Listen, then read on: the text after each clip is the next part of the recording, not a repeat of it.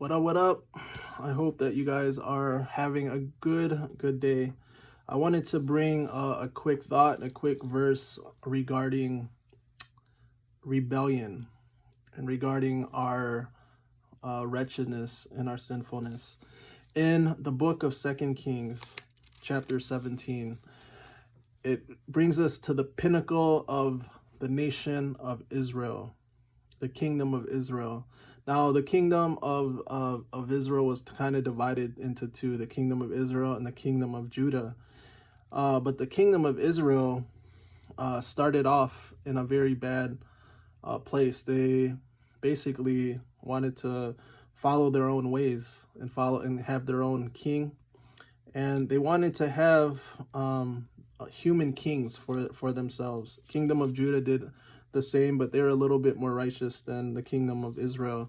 But when we look at the kingdom of Israel in 2 Kings chapter 17, they reach a climax where eventually their kingdom gets decimated. And that's where the diaspora happens, where the 10 kings or the 10 kingdoms of Israel end up getting scattered all over the place because Assyria takes over their nation. But why were they taken over?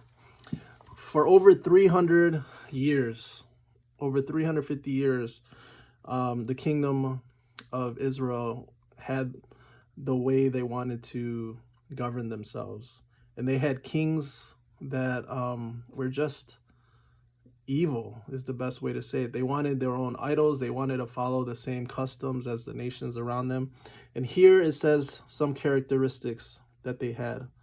It says in 2 Kings chapter 17 that this disaster came upon the people of Israel because they worshipped other gods. They sinned against the Lord their God, who had brought them out of Egypt safely and had rescued them from the power of Pharaoh. They had followed the practices of the pagan nations. The Lord had driven from the land ahead of them, as well as the practices the kings of Israel had introduced. The people of Israel secretly done many things that were not pleasing to the Lord. They built big pagan shrines for themselves and small outposts to the largest walled city. They set up sacred pillars to Asherah, and they offered sacrifices on hilltops. They also did many evil things, arousing the Lord's anger. They worship idols, and they did not listen to the warnings, the specific warnings of Jesus. Again and again, they turned away from righteousness and turned to their evil ways, even despite God wanting them to turn back. They were very stubborn, it says in verse 14.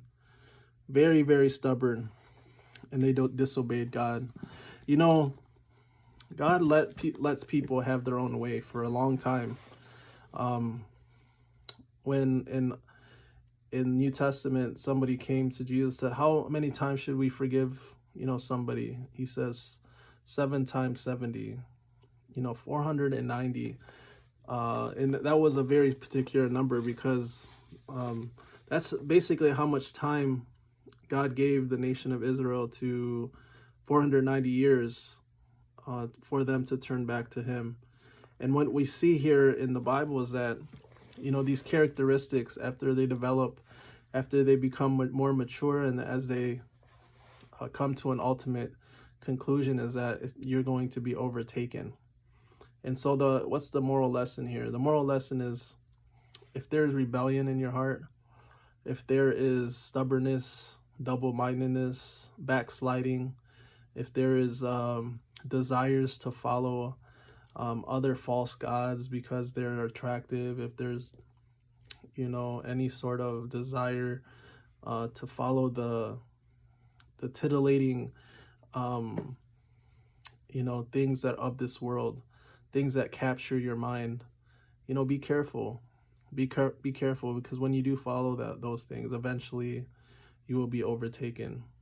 And if you keep ignoring these warnings, these lessons that God has given in his word and through specific people, you could also be overtaken yourselves.